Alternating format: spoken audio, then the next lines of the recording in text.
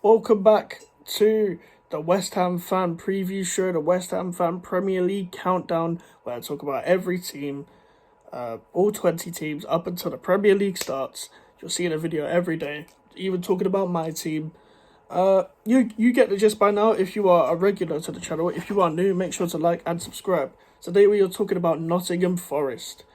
Nottingham Forest, I am very happy for them that they survived last year alongside us, obviously, because we was in a relegation battle, and I was very happy for them for when they got promoted. I watched the playoff final, and I know it was I think it was a lucky 1-0. I think it was actually a Levi Colwill own goal against Huddersfield. But listen, I started paying attention to Steve Cooper from that Swansea playoff final when they lost to Brentford. Obviously, Chris Hughton, I'm pretty sure, was manager of Nottingham Forest. They were near the relegation zone in the Championship, and Steve Cooper took them to the playoffs. And, I've just seen a rumour now that Tottenham will submit a bid for Brendan Johnson. Okay, it's by Daily Mail, never mind. Steve Cooper took them to the Premier League with some players that are kind of familiar. Brice Samba in goal, wanted to sign a new deal. They didn't give him a new contract. He fucked off to Lens. Jed Spence, they obviously wasn't going to get that deal over the line. He went to Tottenham and has been mistreated at Tottenham. They got Ryan Yates, been solid. James Garner, he's now at Everton. Lewis Graban, he left. A lot of players left in that promotion team. Joe Worrell's still there. Brendan Johnson's still there. And Joe Worrell probably not ready for the Premier League, but is one of their own. He'll probably be around the club at least, even if he's not a regular starter. I'm actually not sure of the business that Nottingham Forest have done, to be honest, this transfer window. And Nottingham Forest were obviously had that stigma of getting in 30 players, and I think it was 30 plus players throughout both windows, and they haven't had many incomings from what I know of. Here we go. We've got the incomings here. We've got the Yujo Huang. I think they signed him technically last summer. Okay, they made Chris Wood permanent. Oh yeah, they got Ola Aina and signed Anthony Elanga. I'm not sure about the Elanga signing, but Ola Aina's a decent fullback. They sold Sam Surridge. Cafu is gone. Not the actual Cafu. Jack Colback's gone. Obviously, it didn't work out with Jesse Lingard. And obviously, Renan Lodi and Keylor Navas. I know Keylor Navas made a couple of mistakes, but he was actually solid in the end, and so was Renan Lodi. They're looking to get the Dean Henderson one on a loan again, but I think Man United will probably want a better fee, so they might go in for Matt Turner, who I haven't seen enough of. I only really saw it in the World Cup. And to be honest with you, there's not enough to judge him on how good of a goalkeeper he is, but I guess, I don't know.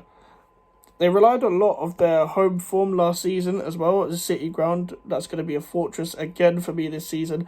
I think Nottingham Forest will be in kind of a relegation battle, but I don't think they'll be deep in a relegation battle. I don't think they will suffer with second season syndrome either, a bit like what I said with Fulham. I don't think they'll suffer with second season syndrome. I think Steve Cooper is a great manager, a very versatile manager, and it's not the football that he wants to play. Even Morgan Gibbs-White said that in an interview, who, by the way, was also great last season, and so was Taiwo Awoniyi. I'm sorry if I mispronounced that, but he was good at the back end of last season, especially against like Arsenal and Chelsea, etc.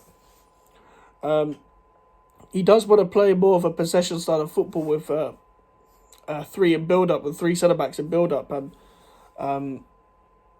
more of the right wing-back pushing more as a winger, etc. And he's still set up with the two up front and a attacking midfielder behind. But sometimes he went to a diamond formation or 4-3-1-2 formation, and that ended up being quite negative in the end. And he doesn't really like to play negative football, but it ended up becoming very, very negative. I actually rate them for sticking by their manager because the grass isn't always greener, and I think Steve Cooper has a lot of potential as a manager. It's hard for them for someone like that to deal with the amount of signings that he got, but then again, a lot of players left. you could also make the argument that because they play once a week that they didn't need a lot of the players, and they didn't. Because Emmanuel Dennis barely played. He wasn't good, don't get me wrong, but he barely played. Someone like Jesse Lingard, he barely played.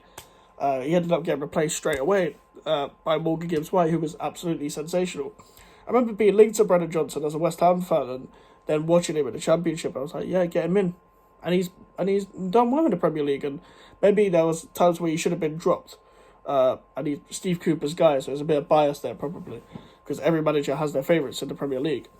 But to be fair, I think Brennan Johnson is a key player overall for Nottingham Forest.